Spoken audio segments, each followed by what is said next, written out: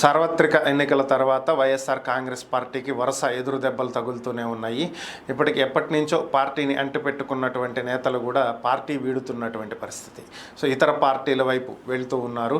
ఇక నిన్న పరిస్థితి కనుక చూసినట్లయితే నెల్లూరు ఎంపీ ఆదాల ప్రభాకర్ రెడ్డికి ముఖ్య అనుచరుడు, అలాగే వైఎస్ఆర్ కాంగ్రెస్ పార్టీ రాష్ట్ర జాయింట్ సెక్రటరీగా ఉన్నటువంటి వైవి రామిరెడ్డి పార్టీని వేయటం జరిగింది. ఈ సాధారణంగా ఇప్పటి వరకు మనం గమనించినట్లయితే కొంతమంది ఎంపీపీలు పార్టీ వదిలేసి వెళ్ళారు, ఇంకొంతమంది కార్పొరేటర్లు కావచ్చు, ఇలా చిన్న చిన్న నాయకులు పార్టీని వదిలిపెట్టి వెళ్ళారు. కానీ వెళ్ళిన వాళ్ళు ఎవరూ కూడా విమర్శించలేదు. మా వ్యక్తిగత కారణాల దృష్ట్యా మేము వెళ్తున్నాము అని చెప్పడం జరిగింది. కానీ ఈయన మాత్రం వైవి రామిరెడ్డి మాత్రం ఆదాల ప్రభాకర్ రెడ్డి మీద తీవ్రమైనటువంటి వ్యాఖ్యలు చేయడం జరిగింది.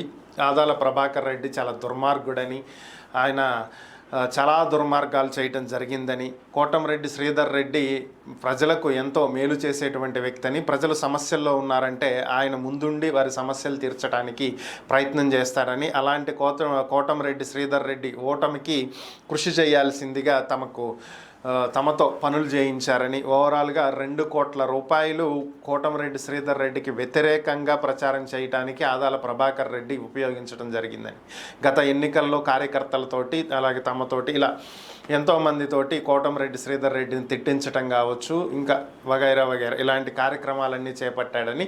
కానీ నిజానికి కోటంరెడ్డి శ్రీధర్ రెడ్డి చాలా మంచి వ్యక్తి అని, తన మీద ఈ విధంగా ఆరోపణలు చేసిన దానికి, తిట్టిన దానికి బహిరంగంగా క్షమాపణ చెప్తున్నానంటూ వైవి రామిరెడ్డి బహిరంగంగా క్షమాపణలు చెప్పి ప్రస్తుతం పార్టీని వేయటం జరిగింది. ఇది పరిస్థితి.